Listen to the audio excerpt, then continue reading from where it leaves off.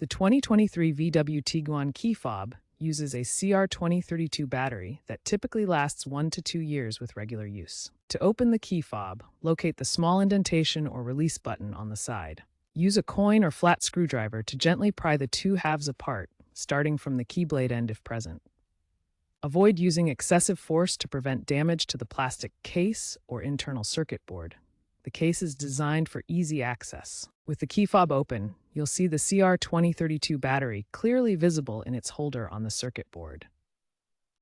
Carefully remove the old CR2032 battery from its holder.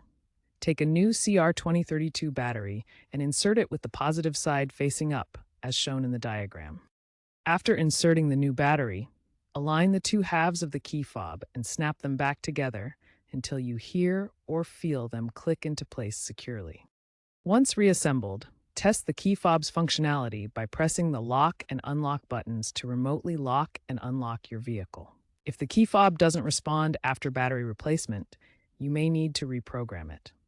This can be done through the vehicle's ignition system or by visiting a VW dealership.